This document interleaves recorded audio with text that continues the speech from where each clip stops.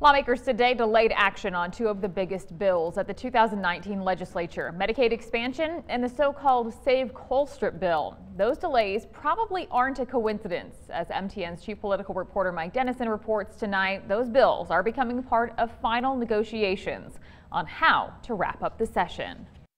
The bill to continue Medicaid expansion had been scheduled for a debate and vote on the Senate floor Wednesday, one of its final steps before heading to the governor's desk. But as the floor session began, GOP leaders announced that the bill had been pulled and the debate rescheduled for Thursday. In the House, a committee also had planned to vote Wednesday afternoon on the Colstrip bill, but that action has been delayed until Friday.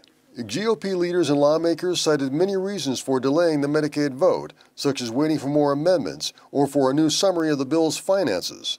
But Republican Senator Dwayne Ankney of Colstrip confirmed to reporters that another reason is concern over whether Governor Bullock, a Democrat, will accept the Colstrip bill, which has been strongly criticized by many Democrats.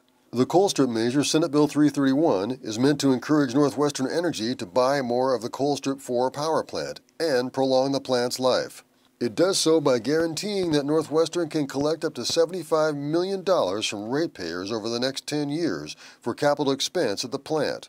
MTN News asked Bullock Wednesday whether he could support the bill in its current form. I would say that continue to have skepticism that 331 in its current form is really a good deal for Montana. But Ankney told MTN News that he spoke with the governor's office earlier Wednesday and amendments to 331 may be in the works to make it more acceptable to the governor. Other Republican senators, however, said they still expect the Medicaid vote to be close on Thursday. Some Republicans whose votes are needed to pass it are unhappy about a variety of issues still unresolved at the session. Bullock, of course, is a big supporter of Medicaid expansion and has made its passage a top priority. The $700 million a year program provides health coverage to 95,000 low-income Montanans. So, welcome to the last 2 weeks of the session, when tempers get short, votes get close, and deals get made. Or not. But whatever happens, I think we'll be talking about both of these bills until the bitter end. At the Capitol, Mike Dennison, MTN News. Lawmakers also need to pass the state budget and wrap up some other major items as well before the final scheduled day, May 1st.